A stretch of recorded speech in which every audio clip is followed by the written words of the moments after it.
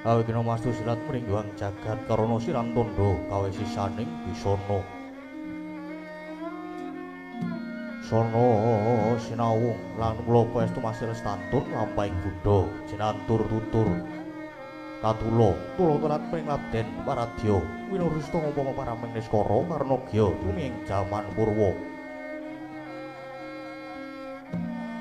Wini Sudatra ingkang dinamada Mapinardi tameng lalata mangga tekap wasanane Gopita taluhun renggeng pralambang matumpa-tumpa marma panggeng panggung panggung sang mureng kota.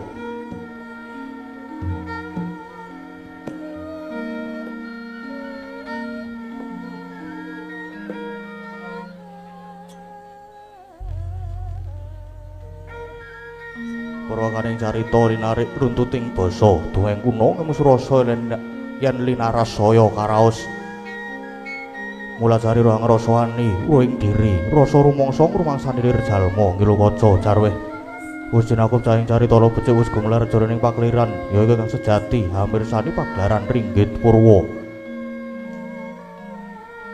Surya Candra Darumyang Kartika kinurba kodrat ingkang kawasa sari-ratri angetri bawana para ing teken dosina gilir gumanti tanpa kembang. Teman dadi wetanganing dina sasi warsi windu kang sarta abad tetukulan kang arep mangarep sine rambun Jawa pating rembyah.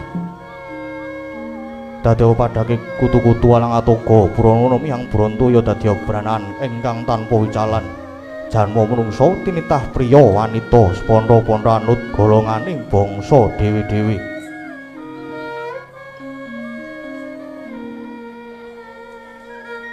Ananging negari pun ditangkang kaya adi dasa Purwa eka marang sawiji adiri nuwih dasa 10 Purwa marang wiwitan.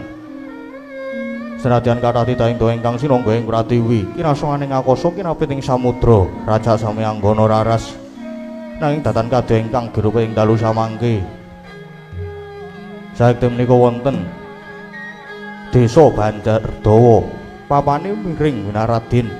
Marga-marga manghayat minggah tepine pinager urus luntas kalayan lamtara. Saben wis mau pinager banon wiwaraning gapura winangun pura binelah ing tengah sinaratan sesanti beneka tunggal ika. Ananging punika pernai padukuan pringapus ingkang mlebet ing wewengkon Kalurahan Karangkadempel Sakti desa ing Pringapus bumi ingkang subur satengah tetuan ingkang tinandur kawuryan dados subur. Palawija Parigaga Dudha ngangsak Rajane lan Sukanandi datan kantun tetaneman pala ingkang sami ngrembaka nenggih pala gumantung pala kapendhem pala kasimpar tuwin pala kidri wae hambiyek dasaring mriku panggenan mirah toya sumbergung sendang traga dalah pancuran hangebeki desa. Kepara toyane pinara para hanjok pring pasabinan kinarya hanglepi sawah pategalaning para mong tani ilining tirta naratas kinarya pangguyanging sapi tuwin pasabane bebek menthok lan banyak. Madyaning duka Pringapus wonten Wisma Jembar winangun joglo pendhapa ngajeng limasan pinayung Sirapreksasana saka Garu saka Guru Reksa Jatiwasesa blandar tengah hanglagah dumadi saking Janglot Walikukun Jerawa winarating tinalasah sela pethak lawanging Wisma Reksa Cendana inep saking Reksa Nangka taritisan Ginambaran Prabu Kresna Prabu Puntadewa miyang para satriya Pandhawa ketingal asri endahing baling griya akarya sengsem kang samya mulat nenggih punika Tasuda inggih lurah ingkang dipun sepuhaken ing Pringapus nami Lurah Bagong ya Patokol Bawarsari ya Antol Gati pramila winastan Bagong ba niku tiba gong niku mathuk. Lirik Lurah Bagong tiba nggo napa wae bisa nglarasake kahanan lan bisa mathuk gathuk. Awur bocah ya bisa gocek para cara bocah cilik. Awur wong tuwa uga bisa ngrembug ilmu. Awur wong seni utamane, awur pengrawit uga bisa ngrembug babagan karawitan, ya gerongan, ya senggaan, ya keplokan. Nalika semanten nuju dinten Respati Manis, wancine tabuh sanga enjing. Lurah Bagong nedhengi lenggahing pendapi kedadak nampi rawuhipun ingkang Rama nenggih Lurah Semar Badranaya ya Nayantaka ugi nampi rawuhipun ingkang Raka nenggih Lurah Nala Garing ya Cakrawangsa sumambung rawuhipun kadang sepuh nenggih Lurah Petruk Kantong Bolong ya runggung jiwen pramila daya-daya acarani dadi mangkono pangodasmaraning driya ingkang dereng kababaring lisan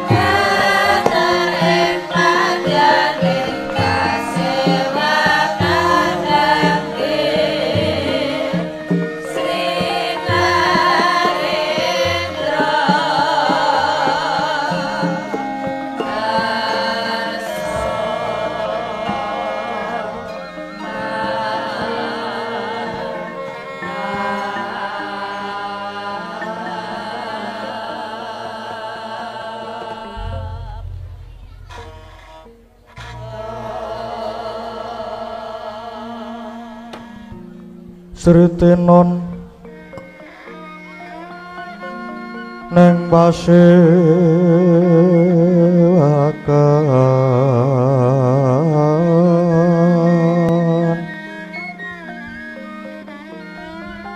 busana maneka arna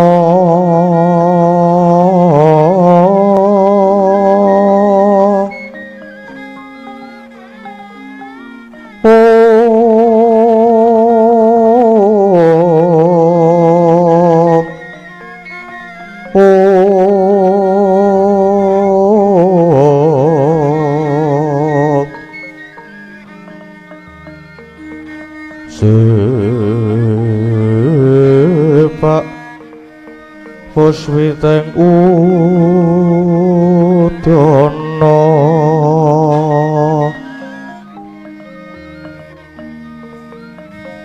yang pancerah sarara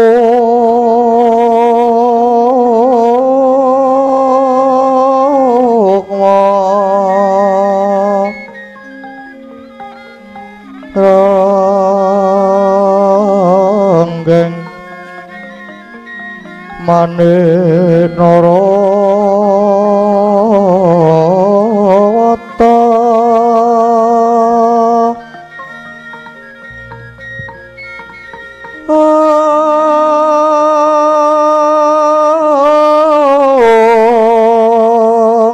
ana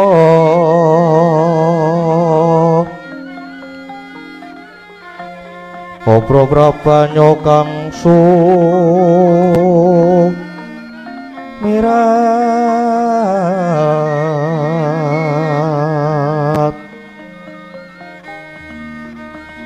nyaring deca liwaran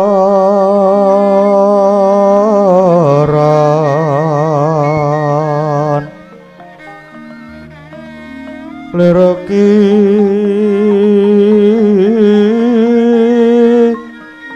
lat sisiring dadit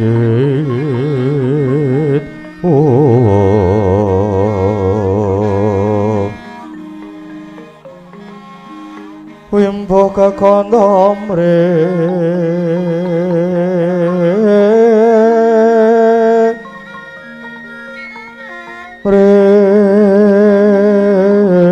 ingin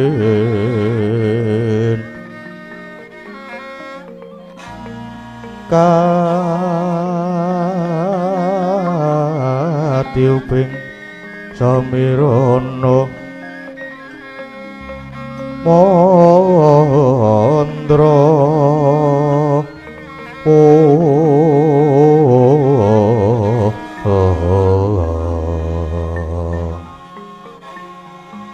sabaran mangambar kungas ngepeki madyaning pasewakan tandya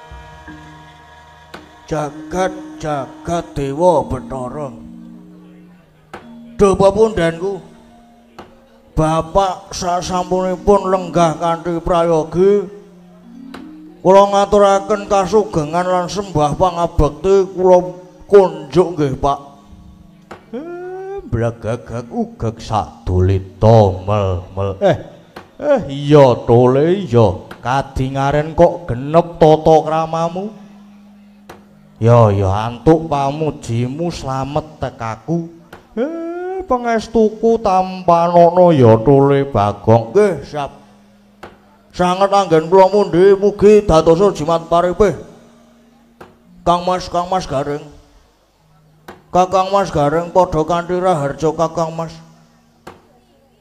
ya pamujimu le widada prapta koning pring ngapus kene pengestune kakangmu Gareng Tampanana ya le cah bagus. Tak pundi. Dadi jimat semono uga Kakak Petruk kuwi. Slamet to? Heeh, Gong, slamet. Wilujeng teka kono ngomahmu kene, pangestuku wae tumrapu marang Si Adi. Ha iya, tak pundi. Bapak Kang Gareng, Kang Petruk, matur nuwun saestu nggih Pak, dene Bapak pun kersa rawuh minangkani napa sing dadi panyuwun kula. Iya Bagong, iya. Lah jane ana apa? Kok sajak wigati banget? Haa tale jane iki ana apa? Iki bapak lan kakang-kakangmu tok rawuhe ana kene iki jane ana wigati apa?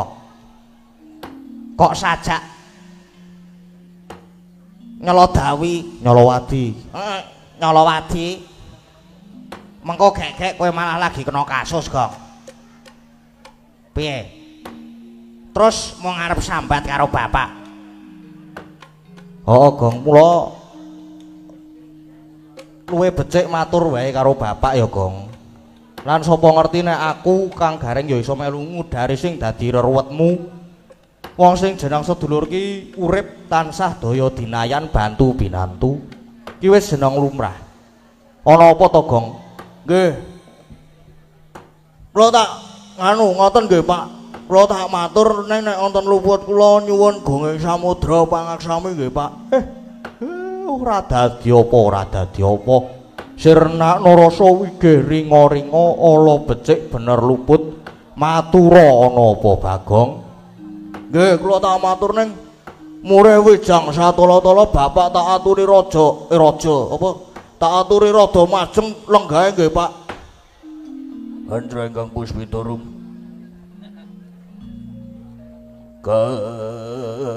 Kasiliring samirana mrit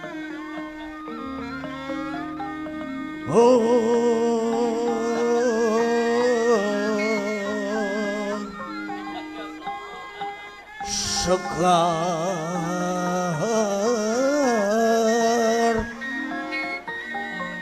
gadrung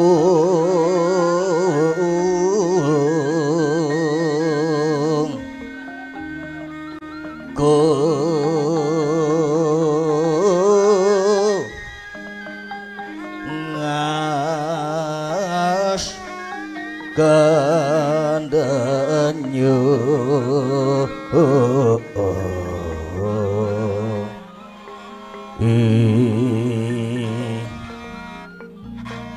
maweh raras retnane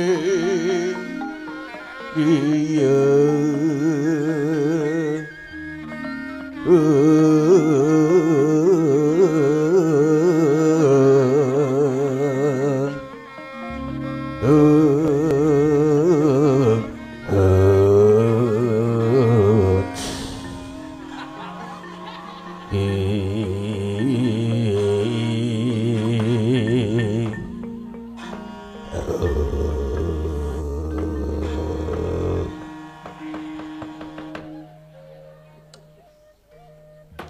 Ngoten nggih, Pak. Kula niku jane duwe gegayuhan ning gegayuhan kula niki tangih lamun lakone. Yen boten dipangestoni lan disengguyung kalih Bapak Kang Gareng lan Kang Petruk. Monggo nadyan ala dikaya ngapa Bagong niki ten mriki ya dituwake. Didadekke kepala dusun utawa dukuh. Iya. Bagong ning Pringapus kene didadekke dukuh terus. Nah, ceritane wingi niku warga bardo kumpulan. Barapat. Lah sing dibahas sing nomor 1 dusun kula nggih ing Pringapus mriki rening pun sawetawis dangu mboten ngadani merti dusun utawi merti tirta sendang utawi sedekah bumi. Lah taun niki para warga pun sami sepakat badhe ngadani malih merti dusun. Margi ngaten, Pak. Sing kula rasake lho niki. Dusun kula niki janjane bumi ingkang subur. Bumi ingkang loh jinawi lan ya merga lemah ingkang subur niku temah ndayani para kawula uripe sarwa kepenak. Iya, iya. Adoh saka kasang saran angin, Pak. Kenging napa kok saniki malah tiba kosok balene. Desa Prengapus sing waune tentrem saiki malah dadi tintrim. Tur nggih saiki malah kebak penandang. Monggo saperangan gedhe para warga niku uripe kanthi srana olah tetanen, garap bumi, garuluku nandur pari palawija. Lan sak panunggalane. Iya, iya. Terus ingkang sik to, Pak. Ingkang dayane mesine bisa murakapi kanggo bebrayan gung nanging kenging napa kok saniki dusun Prengapus malah kebaing reh prihatin lan penandang. Pramongtane padha jerit reriungan. Merga wis bola-bali saben-saben wancine panen mesti gagar-wigar, urung kababar lah. Wingi kula terus nglumpuke warga, dirembuk bla bla bla bla. Terus sepakat ajeng diadani malih merti dusun utawi sedekah bumi utawi merti tirta sendang. Iya, iya. Lah niku. Manut pemanggihe Bapak pripun? Nuwun dawuh kula, Pak. Blagagaku gek sadulita. Dadi kuwi to le mung ngrawuhi bapakmu supaya teka mrene iki. Lah ya kuwi. Mula kula nyuwun iga pertikule Bapak pripun? Ya, ya. Kuwi jane gegayuhan sing apik ya Tule. Nanging ngene, Nger. Akeh penandang para kawula ingkang kasangsayan kabeh kuwi mau ya merga bumi iki jane wis ora kuat. Mula terus ora gelem babar marang wiji ngrembakaning tetanduran kanggo srana sandang pangan tumrap para warga. Satemah bumine dadi cengar lemahe dadi grasak para among tani nadyan padha tandur nanging nyatane gagar wigar. Wurung kebabar pancene ora dadi, panene ya ora dadi. Lah ana kene iki. Iki sing kudu ditaliti merga kabeh iki mestine ana sebab musababe. Lah nggih. Terus sebabe niku napa to, Pak? Ngene ya le ngene. Sebabe para warga mbok menawa ki padha kelepyan. Utawa lali nggone padha ngaturaken panuwun marang Gusti ingkang Maha Nasa lumantar utawa lantaran bumi sing paring nikmat mupangat. Merga bumi kuwi nadyan saben dina persasat didak-idak dening sadengah titah nanging bumi kuwi uga dadi sumber panguripan murakapi sagung para titah. Kejaba bumi iki dadi papan panggonanan uga saben-saben ditanduri tetanduran ingkang migunani tumraping agesang. Nanging kala mangsane sing ngenggone lan sing nandur malah lali Purwaduksina. Kelepyan nggone duwe rasa syukur lan rasa panuwun marang Gusti kang peparing. Nah, mula yen bubar panen kuwi ora ketang mung pisungsung wujuding sedekah bumi, kuwi uga pinaka wujud rasa panuwun lan ujube rasa syukur. Sranane ya banjur diadani merti dusun sedekah bumi lan sak panunggalane. Lan meneh iki uga kalebu tata cara tilarane para leluhur. Nanging babakan iki ora ngrembug babakan kapercayan lho. Nggih. Ning niki ngrembug bab budaya. Lah budaya kuwi apa to? Budaya kuwi angen-angen ingkang babar kaendahan lan katentreman. Mula aja nganti diarani yen sing jeneng adat tradisi budaya kayata merti dusun sedekah bumi sedekah jaladri nyadranan rasulan majmukan kuwi banjur diarani milar saka walering agama kuwi babar pisan ora. Ya mung cak-cakane lan syarat ingkang ditindakake kuwi sing beda. Ngibarat wong mlaku sing dijangkah padha ya mung dalane wae sing beda. Sepisan meneh iki budaya adat tradisi tilaraning nenek moyang sing kudu dilestarekake Syukur-syukur yen adat tradisi budaya kaya ngene iki diadani saben taun. Ngono. Oh lah ya aku wis paham saiki. Lah nek ngono ngadani merti dusun ki apa ya kudu rame-rame to, Pak? Apa ku nanggap wayang? Rame-rame rupiah-rupiah nanggap tontonan. Kuwi ya mungkin arya panglipur wae. Ning sing baku kuwi wongon bareng-bareng ngaturake panuwunan lan panyuwunan. Panuwunan lan panyuwunan kuwi bedane apa, Pak? Ya beda-beda. Ning mung sithik bedane. Nek panuwunan kuwi tasyakuran utawa ngaturake rasa syukur marang Gusti ingkang Maha Agung. Dene taun-taun wingi para warga wis kaparingan kabagas warasan, ayem tata titi tentrem lan bersyukur. Dene wis kaparingan rejeki pirang-pirang. Mbok kuwi rejeki lumantar hasile tetanen, saka hasile dagang, saka gaji kantor lan sak panunggalane kabeh wajib disyukuri. Jalaran ngene. Wong nek diparingi kok terus ngaturke panuwun kuwi rasane ya terus sumeplong, lega. Dadi daran ya daran sing halal tur enak. Enake piye? Eco.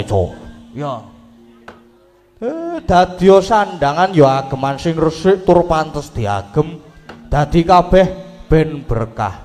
Nek panyuwunan para warga bareng-bareng nyuwun ana ngersane Gusti Kang Maha Agung supaya taun sing lumaku iki kabeh warga pinaringan kabagas warasan rancak lancar nggone padha makarya uluwetu ya saya tuwuh mati tikel desane uga tansah pinaringan ayem tata titi tentrem gemah ripah loh jinawi ngono.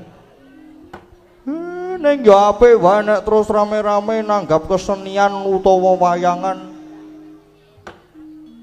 utawa jadilan utawa kesenian dinggo hiburan. Iya. Ya aku ngaturke gongeng panuwun ya Pak matur nuwun. Saiki aku wis paham aku. Nek ngono sesuk tetep diadani merti dusun tetep wayangan. Warga sesuk takon iuran, aku sesuk merangkap dadi bendaharane. Lah saniki sing angka loro. Kejaba pengen ngadani merti dusun neng aku sing dituake ning desa iki malah sisan gawe Bagong kepengen bangun desa. Kejaba kepengen bangun wewangunan kaya ta papan panembah, papan pawiyatan, papan kasarasan, papan olahraga, papan olah budaya. Neng Bagong ya kepengen bangun mental. Tegese Bagong kepengen dandan kahananing jagat, kepengen maluya jagat, kepengen nyelametake budayaning watak nista. Ambek candala niku nek perlu aku ya arep ngrawuhke para penggede, para pangarsa kaya ta Sinuwun Puntadewa, Sinuwun Kresna, para Pandhawa lan Nayaka wakil rakyat. Wela kok terus keduren, Gong? Pangangkahmu kok terus keduren, kok arep ngrawuhke para pangarsa pamrihmu ya apa? Pamrihe ben para pangarsa ku ya ben cerak karo para kawula. Merga pemimpin sing apik ki ya pemimpin sing gelem tur keba utawa turba. Turba ki apa? Turun ke bawah. Tur iki ya pinangka tandha manunggaling kawula kelawan Gusti. Para pangembating praja ya tansah migateki kawulane. Tegese sing nang dhuwur ya ngerti sing nang ngisor ya padha mestuti dawuhe. Lho nek sing nang ngisor karo sing nang dhuwur ki sarasa padha penake to rakan. Iya. Lan sing penting ki sing padha duwe penguasa ki aja terus do semenang-menang, merga penguasa kuwi ora dienggo nguasane, nang panguasa kuwi dienggo ngayomi. Wis to. Yen antaraning pangarsa lan kawula kuwi padha manunggal, negara bakale dadi kuat lan sentosa. Ngono. Oh iya, apik-apik kowe Gong apik. Lah ning mung sak Bagong wae kok mung derajatmu kok arep nyelengke para pangarsa ki. Apa ora tembunge nyangklak lancang to, Gong? Lah terus karepmu piye karepmu? Wong cilik terus ora oleh nyuwara, wong cilik terus arep dibungkem. Wis bani aku pancen arep ngelingke kok. Nang aku tak ngombe sik ya. Lara itu aku. Oh iya ora apa-apa, Kang. Ket mau tak watuk to kowe, Kang. Heeh, lara tenane. Sik kok sik ya. Kok sik ya do dienteni ya. Iya, iya. Iki cara dolanan ki nas. Jika. Mandek sik. Iya. Sik ya Pak, mandek sik ya Pak. Heeh, iya oleh Bagong iya. Ora sida lah. Kosek wae. Nah aku pancen sing arep ngelingke kuwi mau lho. Lah saiki piye to? Ketoke mono ki negara sing agung. Dasare ayam tur ya ayam neng nek di glecah diteliti jebul negara sing saiki sorot ngewunge wis ketok layu sebab apa? Anane sing neng dhuwur mung padha rame-rame, sing neng tengah mung padha regejekan golek benere dhewe. Sing nang ngisor mung ngenteni besok kapan padange. Mongko wong ngisor ki wong cilik wis padha bosen saben-saben mung disuguhi wong padu, saben-saben do debat munine mesti bela wong cilik ning nyatane ya endi? Nyatane ki nggon ngendi? Nyatane sing nang ngisor ya ajeg padha megap-megap. Gumun tenan lho aku jane ki gumun.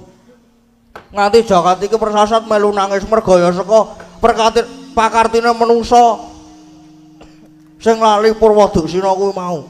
Tak rasa-rasa saiki kasusitan wis amis, rasa kabangsan wis tipis, rasa katresnan marang sepadha-padha wis kinikis. Rasa kawicaksanan ya wis kalis. Malake para nara praja kumbar janji nanging mung lamis apa kuwi jenenge lamis. Apa meneh bab pernatan. Pernatane negara iki saiki ya wis remuk-rempu luwe-luwe babagan hukum. Pernatane hukum ya wis ora jejeg meneh. Ucape para pengarep ora kena.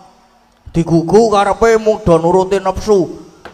Mula ora ragu-ragu ora mangu-mangu nginger pernatan sing baku nerak hukum sing laras kautamaning laku. Pamrih supaya padha urip mubra-mubru. Mula padha kendel. Nyolong bandane negara dianggep ora saru. Yen dielingke malah mung do ngejak padu. Terus tutuke petucak-petucuk kae.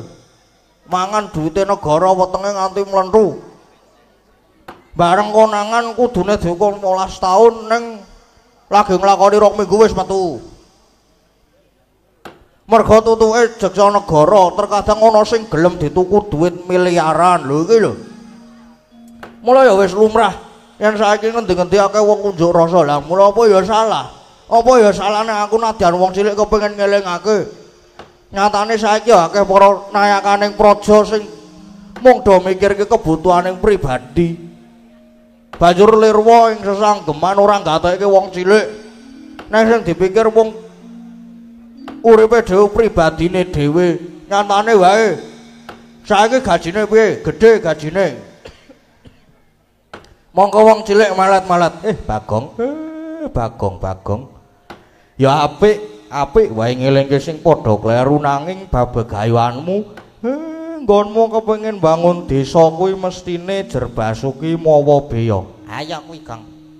Duwe kekayaan ki mbok ya sing sak mestine wae. Kowe iki duwe pangangkah ning ora ngukur karo kekuatanmu, ibarate kowe iki cecak nguntal cagak.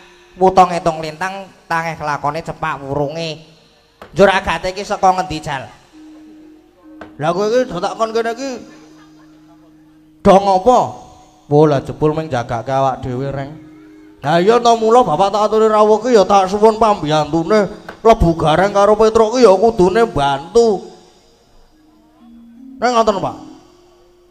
Bagong ki kepengin bangun desa kok nganti madhep ngarep mantep ancas kula.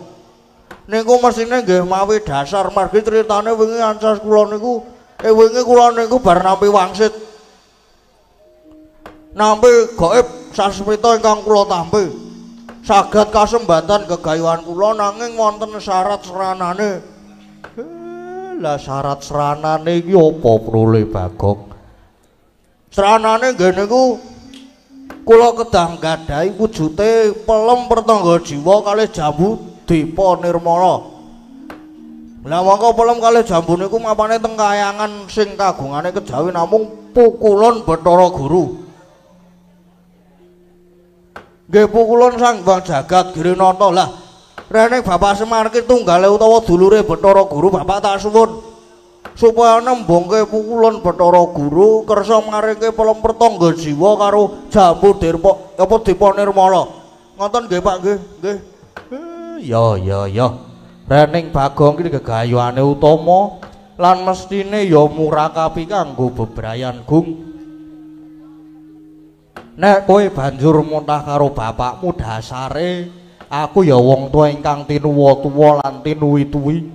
Wong tuwa sing kudu kena kanggo gondelan aja nganti mrucut saka tembung tutur uwur lan sembur. Mula senajan kucum-kucum diraupi mrica kecut tak sauni-unine lan ana tetembungan anak polah bapa kepradah. Rene gegayuhane anak kuwi becik wong tuwa sing wis sak mestine kudu pradah wajib nyembadani nyengkuyung lan mengestoni ya tole. Tak sagui iki mengko Bathara Guru tak undangi supaya tekan kene nanging aku ya mungkin arya lantaran wae. Mengko nek guru wis tekan kene kowe matura dhewe ya Bagong. Oh nggih siap Pak matur sembah nuwun. Sigra-sigra yen pramana ganca sigra ngraketa nawang sesangka.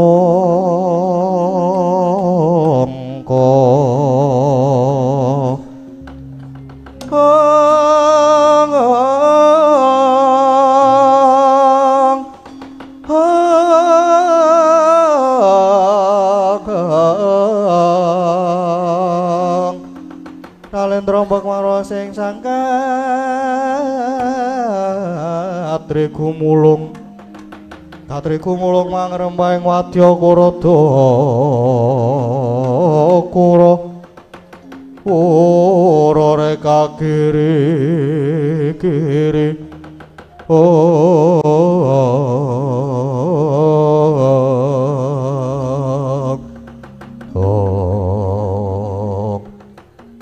Kilurah Semar lamun wis ndumuk marang Kunjungira Yektana Wigati. Dewitanipun Raden ingkang putra Bagong sigra matekaji pameling nimbali dhateng ingkang rayeng kayangan Suralaya dadak sakala. Cumorat saking dirgantara nenggih menika Sang Hyang Jagat Girinata humyang marcapada mrepeki unggahaning Kilurah Bagong akarya kaget kadara wekasan. Bye.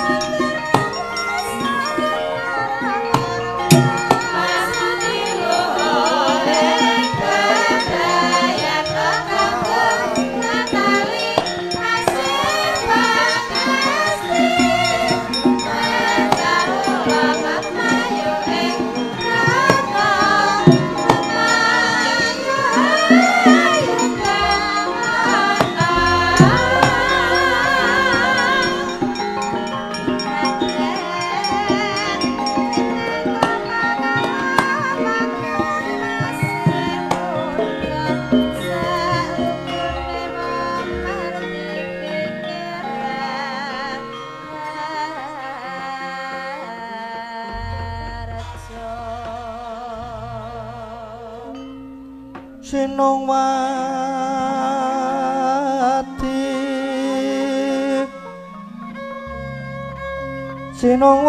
jagat kinari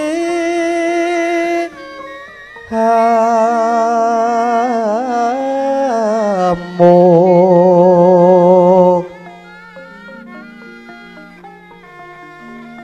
mbak lumembak ombaing samudra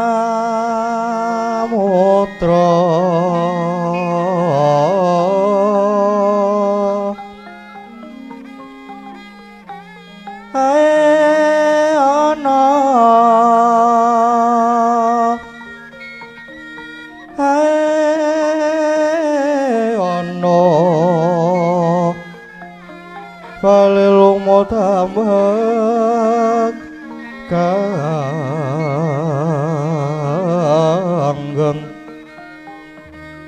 awita denceng-dencengan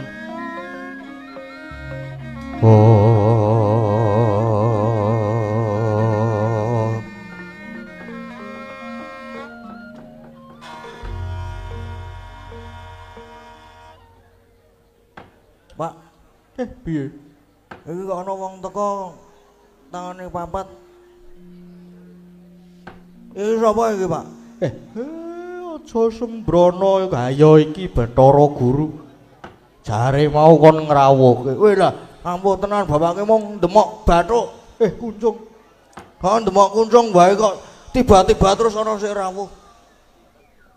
Aduh sesembahan kula kulon rawuh paduka kula ngaturaken sembah pangabekti. Wong ilahing. Yaya Bagong kita ngaturake pangabekti wis ulun tampa. Pangestu ulun wae tampan ana Bagong. Nggih. Sangat anggen kula mundhi dadosa jimat Kakang Semar. Kula nyaosaken sungkem pangabekti. Ya Guru, tak tampa tiba padha-padha. Ulun. Nadan kula inggih ngaturaken sembah pangabekti. Kula inggih ngaturaken sembah pangabekti pukulun. Gareng lan Petruk ngaturke pangabekti wis ulun tampa. Kakang Esmaya nimbali kula lajeng wonten wigatos menapa? Guru, aku ki mung saderma dipotah karo anakku Bagong. Merga Bagong ki duwe gegayuhan. Nanging ana gandeng jenenge karo Bathara Guru. Mula iki mau aku banjur matek aji pameling ben kowe terus medhun ning Marcapada tedhak ning omahe Bagong kene. Mula Bagong ben matur dhewe karo Guru. Inggih Kakang. Bagong apa ingkang dadi gegayuhan kita? Nggih. Mila tak matur nek wonten lupute nyuwun pangapunten nggih. Ya ora dadi apa. Kulon niki jane gadah gegayuhan kepengin bangun desa. Nanging kedah disranani mawi pelem pertangga jiwa kalian Jambu Dipa Nirmala. Monggo pelem kalian Jambu niki mapane ten Kayangan. Lan sing kagungan nggih paduka pukulun pramila pukulun mawantu-wantu ingkang dados panyuwun kula keparenga kula badhe nyuwun pelem kalian nyuwun jambu menika. Mboten ketang namung pelem sing cilik-cilik. Pelem-pelem sing pentil-pentil. Kok ngrasa rugang? Lah ya pelem cilik iki jenenge apa? Ya nek ngrasa disebutke kowe iki kok. Ayo wis kadung kok. Iya Guru, aku melu nguatke apa sing dadi ature Bagong. Rening Bagong kepengin bangun desa kuwi gegayuhan sing utama. Mbok ya dibantu wong ya pelem pertangga jiwa lan Jambu Dipa Nirmala ning Kayangan kuwi wae akeh. Nek mung kelong siji rak ya ora apa-apa to. Ora ngurangi wibawamu, ora ngurangi kawibawanmu. Nek perlu kowe njaluk Saratapa Semar saguh minangkani. Kakang Semar. Yen namung babakan Bagong badhe nyuwun pelem pertangga jiwa kalian Jambu Dipa Nirmala. Kula mboten kawratan. Nanging estunipun wonten sawening bab ingkang ngantos sepriki tasih ganjel wonten salebeting manah kula Kakang. Sing dadi ganjelaning atimu ki apa? Mbok menawa aku bisa melu ngewangimu dari sing dadi reruwetmu. Kakang Semar, kula menika dados ratu-ratu ning dewa ing kayangan. Sampun sak mestinipun menawi sedaya titah nyembah dhateng kalenggan kula pinangka dados ratu-ratu ning dewa. Iya bener kuwi kabeh titah kudu nyembah marang dewa. Terus inggih. Nanging tasih wonten titah ingkang boten purun nyembah dhateng kalenggan kula pinangka ratu-ratu ning dewa. Sapa sing ora gelem nyembah karo Bathara Guru?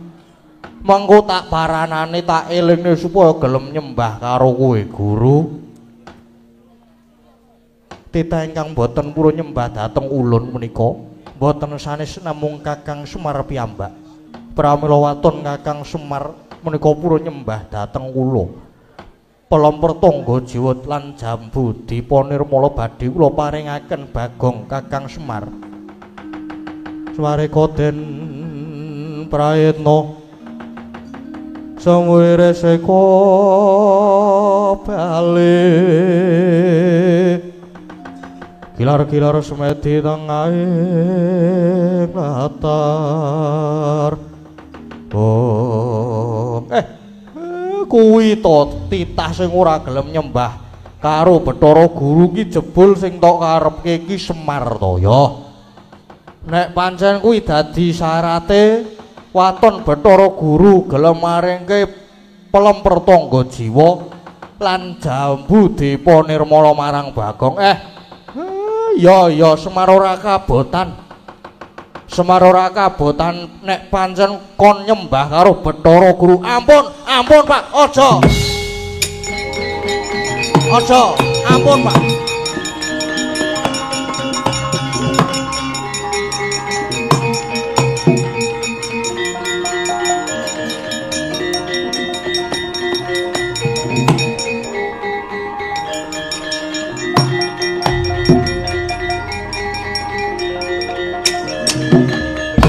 Monggo dhisik, Pak.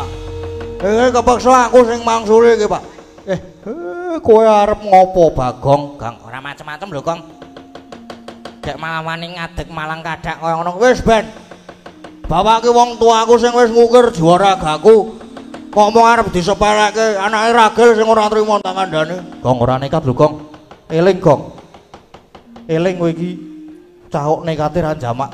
Mengko nek kesiku kualat karmu lho, Gong. Kowe iki ngadepi ratu-ratu ning dewa. Dewa apa? Dewa sing tak ngertane gedhe tur dawa. Arep dewa ki nek tumindake nasar ya tetep tawanene kok.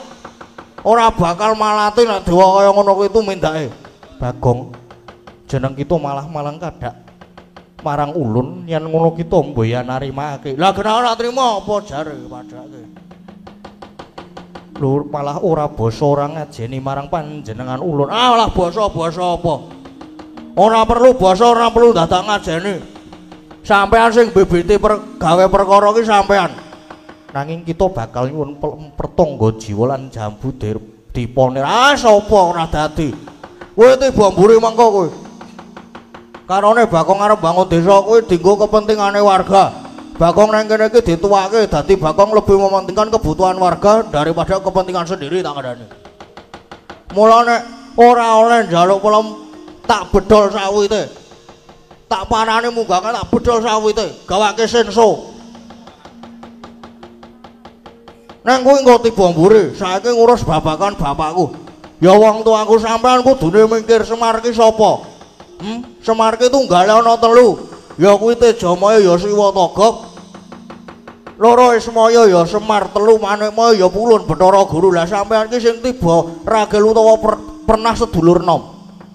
Nang kena ngopo ing atase bapak ki sedulurmu tuwa kok arep tok kon nyembah sesedokan karo sedulur nom ki piye? Mbok ya mikir, Mas. Saiki ngendi ana sedulur sing luwih tuwa kok nyembah karo adine? Nanging ulun iki ratu-ratu ning dewa ning kayangan. Kabeh titah kudu nyembah marang ulun. Tegese ulun duwe panguwasa. Ning kene iki sing aku ora cocok. Sampeyan ngegungke dupeh duwe panguwasa ya. Nuwun sewu, Mas.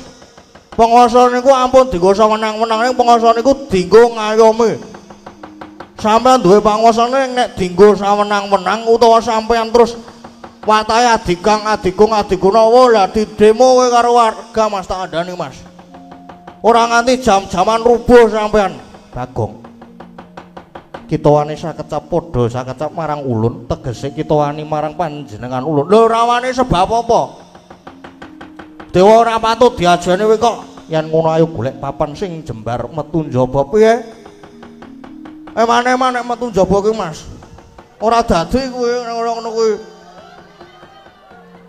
Pun sampean rani ngejak napa?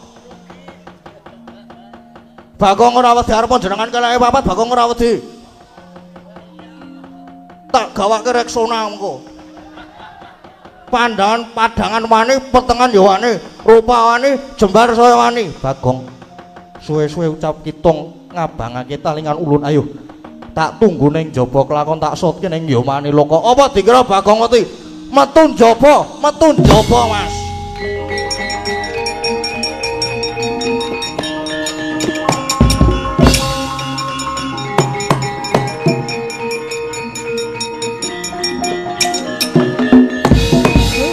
Malah ora karu-karuan mergo saka Bagong kriwikan dadi grojokan geguyon dadi tangisan. Wis ben Pak. Wis tak tekati apa aku Pak. Aku niate belani bapak ki mbok ya dialem sithik ngono lho Pak. Ben tak tekati dices terus ulondase ora masalah Pak. Pasrah aku kok wonge kok. Iya bener, ya ngono kuwi iki bener Gong tak andani. Belani iki ya belani neng kowe iki kudune mikir Gong. Neng sing mbok adepi iki pukulun Bathara Guru. Mongko iki mesti ora ejen mesti nganti putra-putrane para dewara piye? Apa? Lah ya kudune ngono kuwi Gong. Ngandani kok ngeyel mesti nggawa para durandara. Lah mula kuwi Gang. Kowe iki aja sok gegabah. Kowe iki jan kemane nok Gong rumah saku. Mung mampang-mampang ning ngarep tok. Nek ngene iki terus piye? Wah iya Pak. Oh iya. Pak nek terus niki pripun Pak nek ngenten iki Pak? Pripun niki Pak? Ah ta tenan ta. Ora wurung terus karo sing tuwa. Iya Bagong iya. Guru tekan kene iki mesti ora ijen. Mesti nggawa anak-anake para dewa. Bakale geger wis ngene wae. Mergo nek Bathara Guru mengko nek Bathara Guru ki sing ngadepi bapak nek anak-anake mengko ben aku gareng karo Petruk. Lah ra iya ta. Sikilku tanganku kaya ngene iki arep takon perang Gang. Lah kowe iki lak ya iso kungfu to, Reng. Kowe lak mbiyen.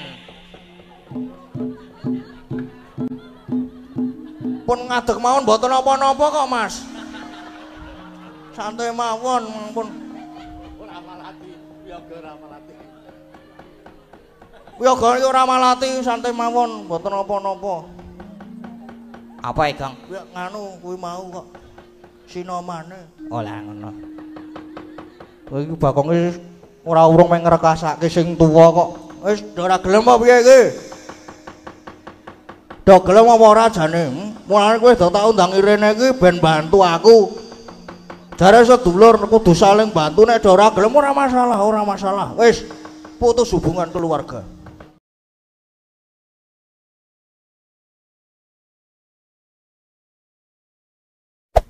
Hey there.